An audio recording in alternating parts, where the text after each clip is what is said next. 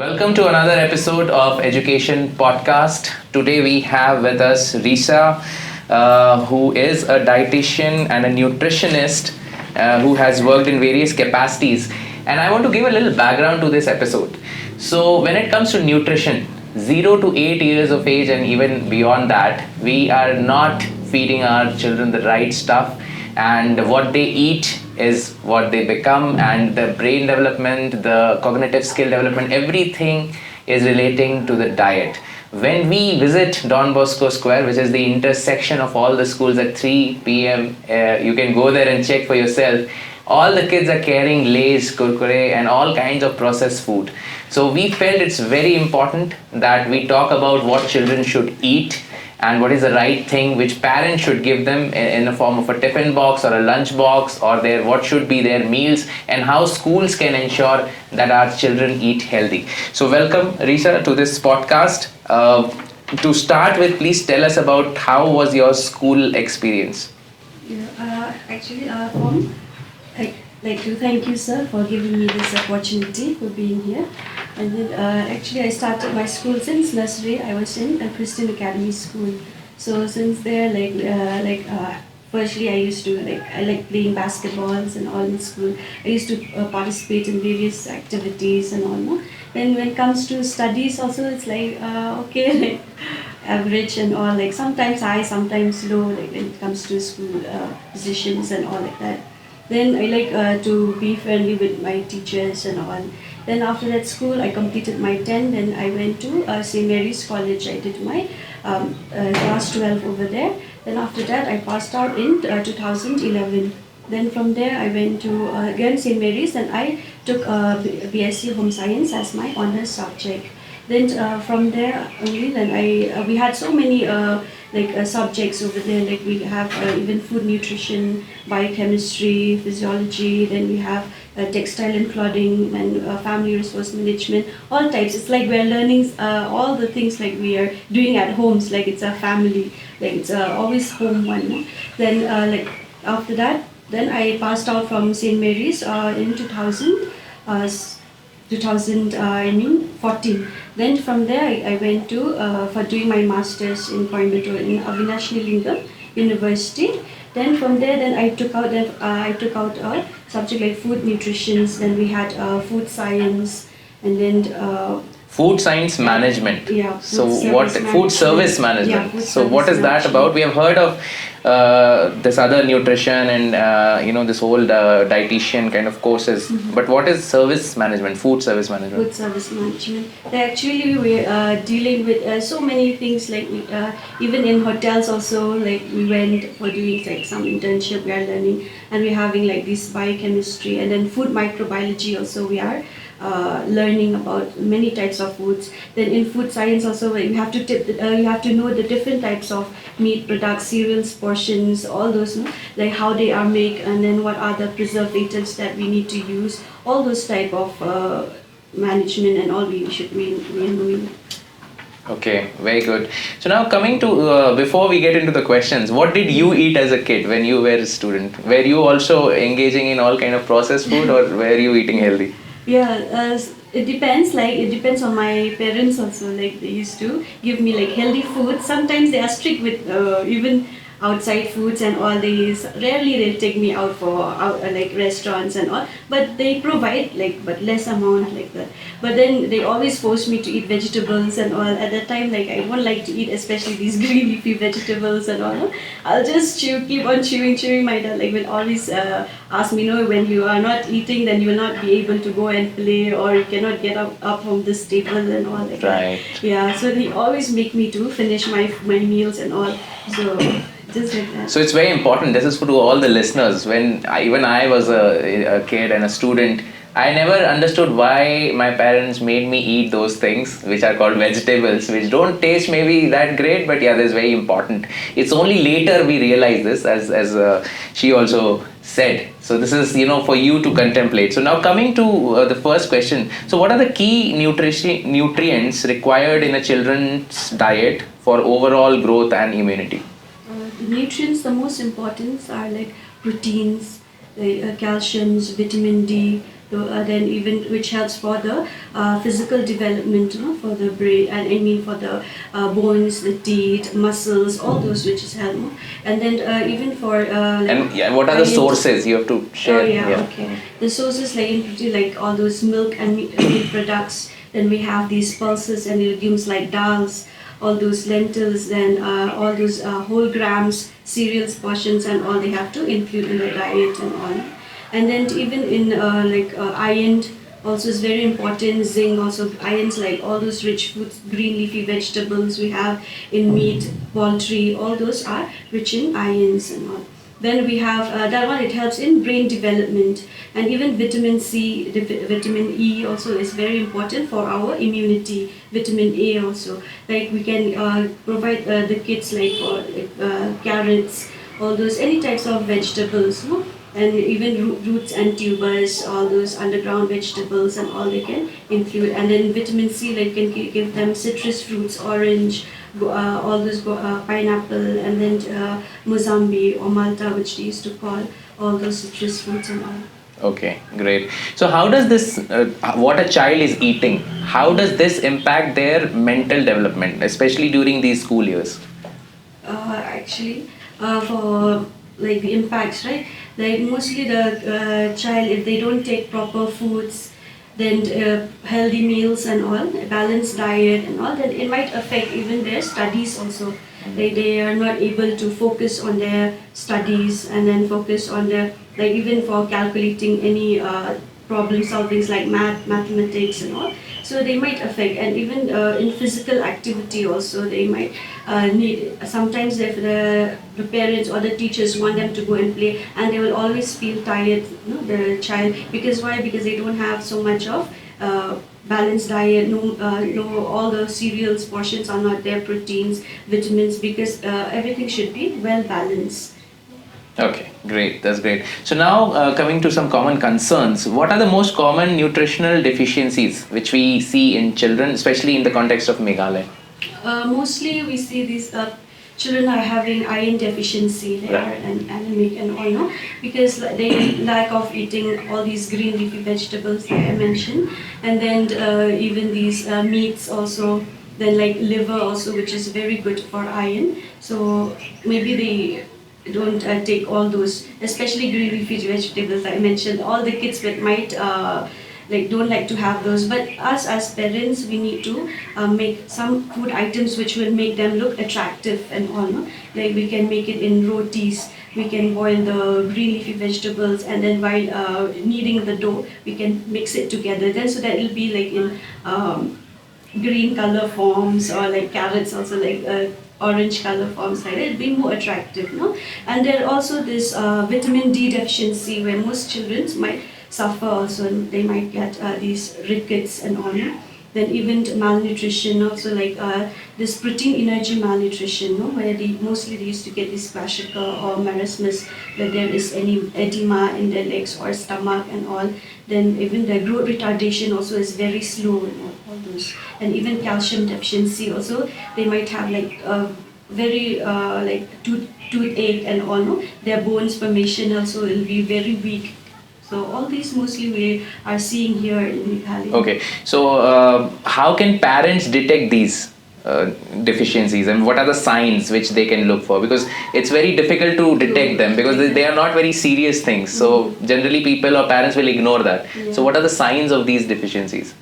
Mostly like parents can see if their child's like they're very weak, they're always feeling weak and tired after coming from school, they'll just sleep, or like, and they can't focus in their studies as well, right? Then even their marks also in academic performance also, they might become low and all, no? So, and even they can find out even from their like nails, they'll have very weak nails, their skin also might look very dry, and also they'll always be like dehydrated and all like that. Okay. So now coming to some kind of healthy eating habits. So what are some practical meal plans which you would want to recommend to parents, which they can follow for their children? Because and you have to keep this in mind, today parents are very busy. Yeah. They're mostly working. So in that light, how can they prepare a meal plan to ensure all these essential nutrients for their children? Firstly, like even as parents also, they should educate first themselves, like just to know a little bit about nutrition and all, no? What are the foods which are very good for the child and even for ourselves also. Then like they should know the balanced diet and what are those 5 food groups also, which is important. Like we have the cereals and cereal portions like millets, all those bajra and all, like then whole grains, oats and all are important. Then when it comes to pulses and legumes, which is helping us for our body building also, no? Then we pulses and legumes, like we include all those dals, peas, and then horse gram, sprouts, all those. Then it will come like these milk and milk products also. Any milk products like milk, any skim milk or cow's milk, all those. Then curd, cheese, all those they can include. And then when it comes to vegetables also, there are 2 types of vegetables, so like all those green leafy vegetables, and we have other vegetables like ground vegetables, roots and tubers, carrots, beetroot, turnips, all those, no? Then they have to include. That one they will help to protect them from getting any type of disease condition. Then also they should also include little amount of fats and oil also should be there, like little of oil should be there. Then we can get like from ghee, we can get butter, we can get like, but that one it should be in less amount. So they should know all those, and even in sugars also, we need little sugars, no, for sweets, because they are also high in carbohydrates. So we should also include all those. So these are the 5 main things where their parents should know. And in that case, and even like they should see like the whether the child is having any type of allergies also, right? Allergies and all. Then if they have any, like some maybe intolerance of milk also, they are not able to take milk. Whenever they take, then they will have any gastrointestinal problems and all, no? So they should know all those also, and they should prepare a meal also which is easy for them, like and they should also include the child also, like to help them in preparation, any just to help them in cutting or washing vegetables. I suppose if they need a dough also, at least help them is just to roll out. Like the kid also will be happy, like she will be feeling happy that, oh, I'm also preparing this meal, I would like to take it. No? And then even like for being attractive, like I said before, no? The meal should be attractive, should be colorful, like red should be there, like little white, like rice, and then even in vegetables, different types of vegetables, then little of meat, no, and then little of fruits also should be there in the meals, and dals, all those type. No, it should be like colorful, and even the like parents also should engage them to have food together. Like it will make the child to like to eat more. Like suppose if even I like if we eat alone also we feel bored sometimes, no. But if like it's as a family we have it together in meal times, and we should forget the screen time, like all those TVs, mobile phones and all, no. That is very important. Like nowadays I see kids won't eat food without watching any TVs or any mobile phones and all. No? So we should keep aside all those. When it's time to eat, we should make that timing also for eating. Yes. Then we can have it together as a family, so that if the child doesn't know what type of food is this, then the mother or father can explain to them, oh, this one will help you with this disease and all like that. On that note of watching something on the screen and eating, people generally don't chew properly. Yeah. And then they just swallow their food. Yeah. And then it results in, I think, a lot of digestion issues and all that. So that's a good point. You also mentioned millets. Yeah. So millets are like superfoods, which everyone acknowledges now. But why in Meghalaya they're not very popular? And why, in spite of we grow millets here, the foxtail millet is here and other millets, but people generally don't consume in good. So why do you think, and what can we do, especially for children, to consume more millets? Yeah, I think because here in Meghalaya we are not used to with all those, no? Like some they don't know how to use it, how to prepare it. Like we can prepare it like in oats form and all, no? We can eat it with milk and make it as a porridge form, like that, all these millets and all. Then we can mix it, like I said, in rotis also we can mix it with these millets. Then we can make it into different types of snacks and all these types of millets. Okay. Coming to breakfast is one of the most important meals of the day. And many children ignore it, and they, without having breakfast, they go to the school, and what we see is in the morning assemblies, if it's like little bit hot, they faint. And the main reason is that they've not had food. So Share something like the importance of having a good breakfast. Yeah, having a good breakfast is a very important meal of the day, Like they used to say, like to have breakfast is like a king, Like we have to have lots of foods which includes especially these whole grains, Like cereal portions, all those chapati, rotis, bread, whole wheat breads and all. Then they can also include like milk products also, milk they can take, or they can make it in as a milkshake. So for some child, they don't like to take just plain milk like that, then they can make it into milkshakes. They can grind it with like some strawberries or fruits or any almonds they can use, badams and all, All those also are high in fiber, so it will help them. Then they can also consume fresh fruits also. Fresh fruits also is very important, like it help them for the immune system also, Like to protect them from getting any type of disease conditions and all like that. And even fats also should be there little, like I mentioned.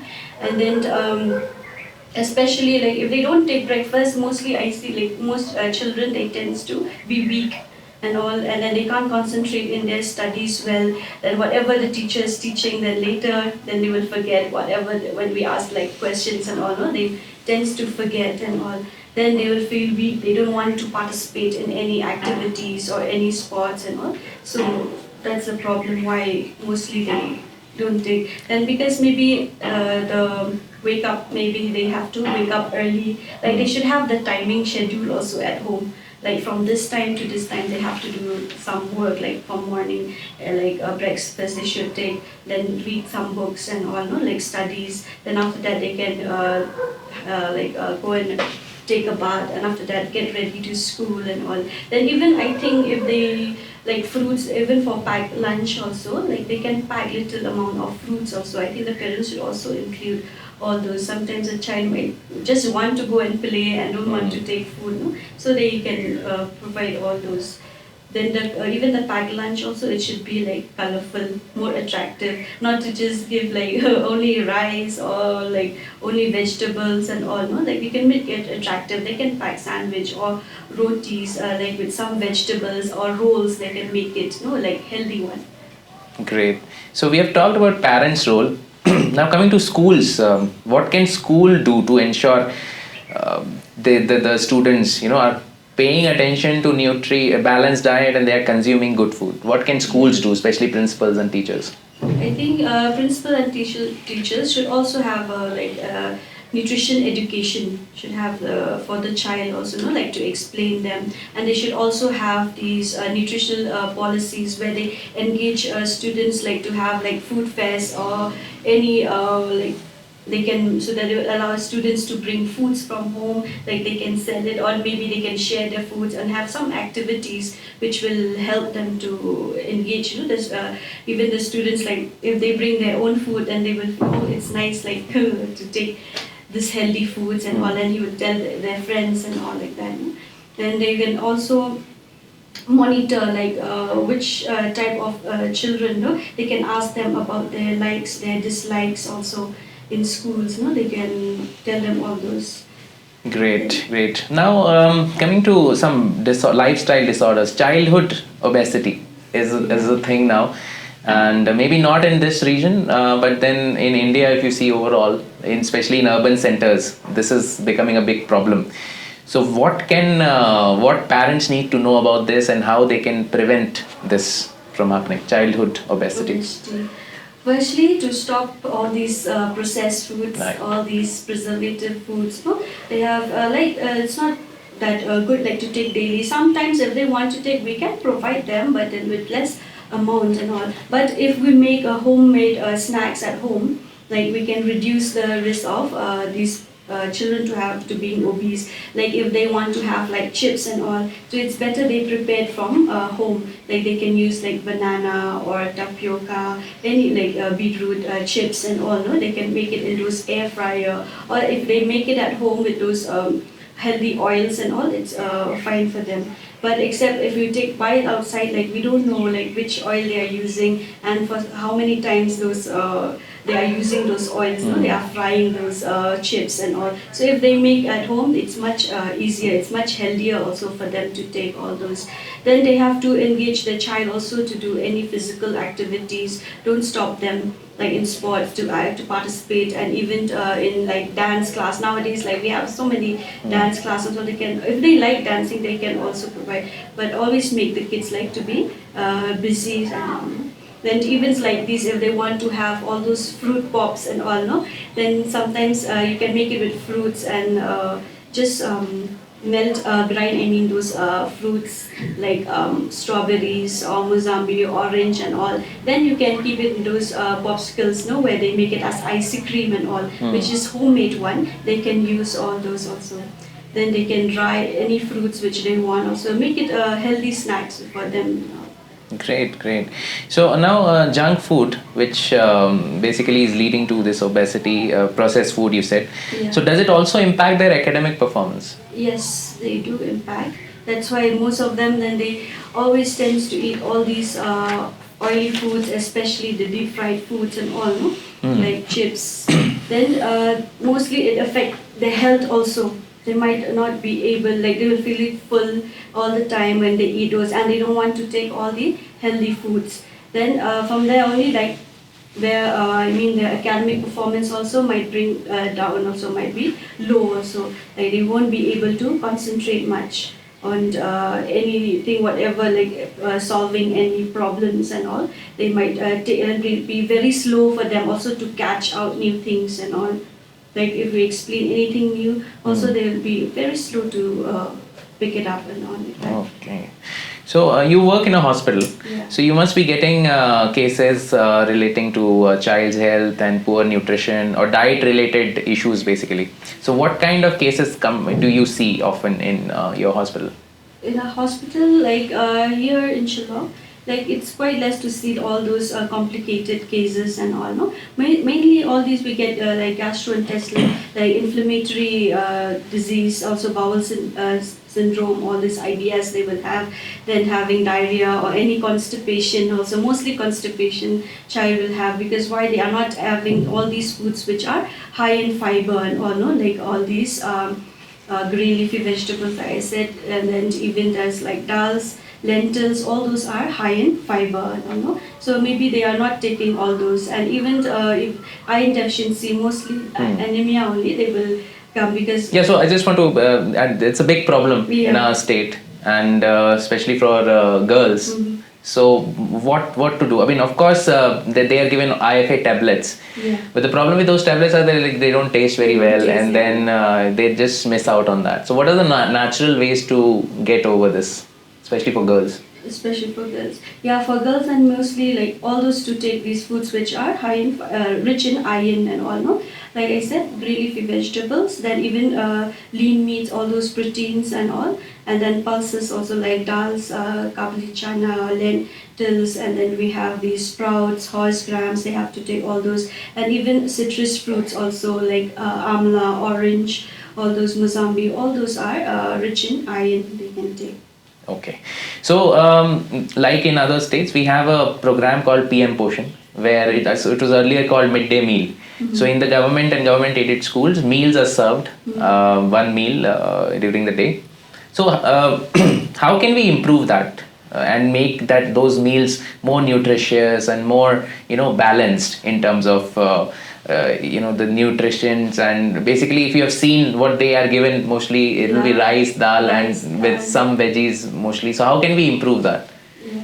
Mostly some schools are giving like that, no, rice, dals, and then just with some they don't give even vegetables also, some they are giving, So mostly they can include all these plant-based proteins, no, like all those, like I said, dals and all plant-based proteins only, lentils and all high in protein, and then they can include all these whole grain foods, or like chapati, rotis and all, no, they can include all those also.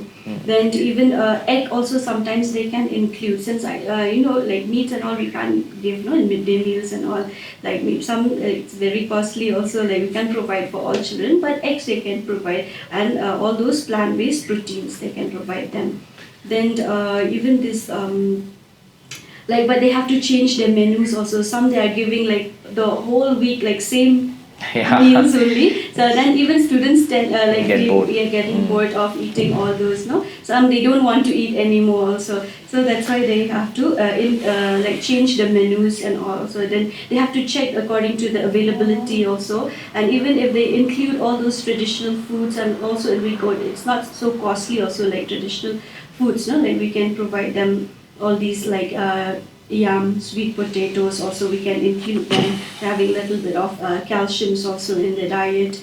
And then even we can like all these mostly bamboo shoots and all that children won't like it, but all those normal Okay. foods only. On that note, I want to share with everyone that one solution to this is school nutrition garden. And what we have already seen that many schools which are doing it, they are getting extra vegetables, they're getting good yield, and they're adding it to the whatever is provided under the scheme. So now 80% of our schools are having, which are serving meals, are now having school nutrition garden. I encourage the remaining 20% to join this group, and in this year I want all of our schools to have school nutrition garden, and which will eventually help us to give better food to our students under this. So lastly, two questions. So one is about this traditional foods which we have, the traditional, the local vegetables, locally available. So how can we, take advantage of these traditional and cultural knowledge which is there in terms of nutrition, and integrate it with meals for our children? Like traditional foods mainly, that's why we have to include all those, especially like we have to tell the child, no, we have to explain to them how it's importance and all. Then even like all these, especially like I said, like yam and all, it's very good in calcium and all, no. And then even this tapioca and all, you can include them in the diet. And then even turumbai also, like all this which is made from soya bean, no, those are also rich in proteins and all. Those also can be given like to child, like to taste, but they should make it in a manner which is not like very spicy foods and all. Then we should also allow them to take all these seasonal fruits, especially, Yes. Fruits like oranges here, which we get it very well. And then even pineapples and all, which is mostly available here. We should always try to give them. Even like we can make it sometimes if they want to have cakes and all, like child, we can make it through fruits also, like orange cake or like pineapple cake, or we can make it into desserts also if they want desserts. Like in the best way to have, we can have it with yogurt also, no, curd also we can get all those. So there is a saying when it comes to food, no, eat local and eat seasonal. Yeah. So do you believe in this? Because Yeah, the context is that the nature is very intelligent, and it Yeah. takes care of our needs. Mhm. So basically, in some season we need certain kind of Yeah, nutrition. yeah. So only that season will have certain fruits and vegetables. Yeah. So it's not available. Although now scientifically grown vegetables are available throughout the year, but it's suggested that you should eat only seasonal. Seasonal, So yeah. what are your thoughts on that? Yeah, like we can get different types of vitamins, nutrients in it if we take all those. Like for orange, and also we can get vitamin C. Suppose if it's not a season, then we can go to another fruit like Mozambique. That Mozambique is always available, like in all the seasons like that. No, so we can we can change. There will be this exchange list also. If we don't get it in this season, then the child and all or anyone can take it other fruits or other vegetables which is seasonally available. Like it will also provide us all the types of vitamins which we need, all maybe vitamin A or B, C, any D, E, K, all those vitamins, B, any types of vitamins that it will give us. And even for proteins also, some might give cereals portion. Also, we should see it accordingly to our season. Great. So lastly, I want you to give 3 simple nutrition tips to our parents and to our teachers. So that whatever we have talked about, it should like summarize, and it should be very simple to follow. 3 simple nutrition tips for our parents and all the teachers out there. Okay. First tip which I'm going to give is to always include those 5 food groups, and it should also follow that my plate, where there is half of the portion in our plate, there should be all these more of fruits and vegetables. Then 1 portion of meat products, 1 portion of whole grain products, and a little bit of dairy products and oil should be there in a plate. Everything should be a well balanced one. No? And then also for teachers and parents, like they should also educate their child about nutrition, about food, and also should always tell them the names of vegetables, and also that the child also would like to have, if they know all these names of different kinds of foods, no? And to also introduce one ingredient or one food at a time. Like if they introduce, like suppose if today they are giving carrot, then let's make it more of carrot, which is any dishes which we make from carrot, no? You can make it carrot cake or carrot, even this suji halwa and all we can make, no? Then later, if the child is taking food from, like is like what to say, it's like if she's used to that food, then next you can include another ingredient, another food like that. Not so much food at the same time you can give. So always have this, even the timings of the meals also, and the portion control also we should see according to the child's likes and dislikes also. We cannot just force a child also just to take food, like whatever they like, even if they don't like to have, like we'll force it, no, you should take, but we should explain it in such a way that they should understand, no, what are the importance of that typical foods. Thank you. That was really enlightening. And I hope all the parents and teachers who are listening to this and who watch this podcast, you learn from, I'm sure you learn a lot. There's so much to take. I think you'll have to watch this again and again many times. And please do implement in your school. And if you have more suggestions on these nutrition, how we can do it, what department can do, what parents need to do, what teachers need to do, please mention in the form of comment. We will compile everything and we'll issue guidelines or instructions or advices to all the schools on how we can ensure that our children eat healthy food. Thank you for watching. Khuble Shibun, Mithila.